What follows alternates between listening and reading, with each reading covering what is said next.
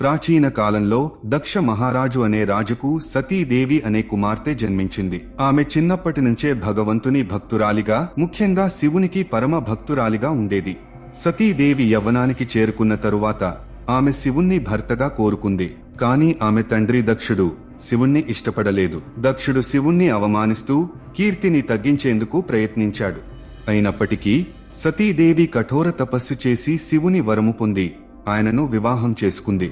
ఓం నమః శివాయ ఆనంద జయము శివ పార్వతుల కళ్యాణం లేతెలి వెలుగు భక్తుల హృదయాల్లో వెలుగులుంపగా శివుని కృప కలిసే పాపాలు. దక్ష మహారాజు శివుణ్ణి ద్వేషించేవాడు. ఒకనాడు దక్ష మహారాజు దక్ష యజ్ఞం అనే ఒక మహాయజ్ఞాన్ని నిర్వహించాడు. అందరికీ ఆహ్వానం పంపించినా శివుడిని ఆ మహాయజ్ఞానికి ఆహ్వానించలేదు. అయినప్పటికీ సతీదేవి తన తండ్రి ఇంటికి వెళ్లి యజ్ఞంలో పాల్గొనాలనుకుంది. అప్పుడు శివుడు, నీ తండ్రి మనలను అవమానించాడు, నువ్వు అక్కడికి వెళ్లకూడదు అని చెప్పినా సతీదేవి శివుడి మాట వినకుండా తన గౌరవాన్ని నిలబెట్టుకునేందుకు వెళ్ళింది. సతీదేవి యజ్ఞశాలలో చేరినప్పుడు తన ముందే తన భర్త శివుణ్ణి దూషిస్తూ దక్షుడు కీడు మాటలు శపిస్తూ సతీదేవిని అవమానించాడు. సతీదేవి ఆ అవమానాన్ని భరించలేక ఆగ్రహంతో యజ్ఞకుండలో దూకి అగ్నిలో ఆత్మహత్య చేసుకుంది.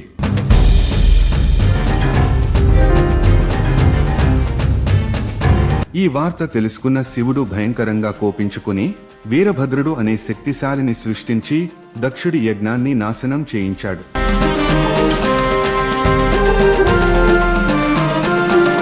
సతీదేవి యజ్ఞకుండలో ఆత్మాహుతి చేసుకున్న తరువాత శివుడు అపారమైన దుఃఖానికి గురయ్యాడు. తన భార్యను కోల్పోయిన బాధలో ఆమె శరీరాన్ని తన భుజాలపై మోసుకుంటూ అన్ని లోకాలలో తిరిగాడు. సతీ నువ్వు ఎక్కడా, నా హృదయం ముక్కలైంది, నీ జ్ఞాపకాలే సాగరమైంది. ఈ శూన్యంలో నీ మాటలే వినిపించవా, ఈ గగనంలో నీ చూపులే కనబడవా, నీ చిరునవ్వే నా ప్రాణమైపోయింది, నువ్వు లేనిదే ఈ లోకమే గగనమైపోయింది.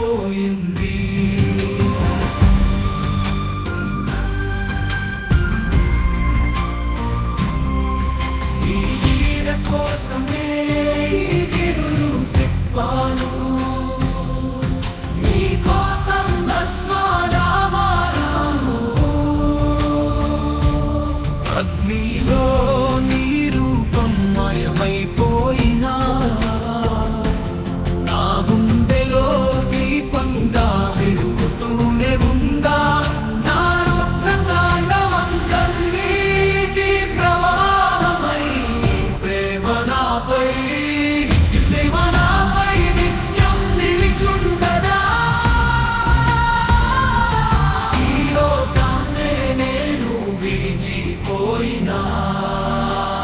నీ ప్రేమ తాకే ఎప్పుడు నా హృదయాన, కైలాసపుత్రి పురాలలో నీ రూపమే మంగళారతిగా మారాలి మళ్ళీ.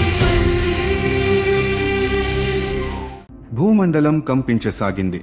దేవతలు భయంతో విష్ణు భగవానుని ప్రార్థించారు. ప్రపంచ సమతుల్యత కోసం విష్ణువు సుదర్శన చక్రం వదిలి సతీదేవి శరీరాన్ని 51 భాగాలుగా కోసి భూమిపై విరజిమ్మాడు. సతీదేవి శరీర భాగాలు పడ్డ ఈ 51 పవిత్ర స్థలాలు శక్తిపీఠాలుగా మారాయి. శివుడు ఈ ఘటన తర్వాత తపస్సులో మునిగిపోయాడు.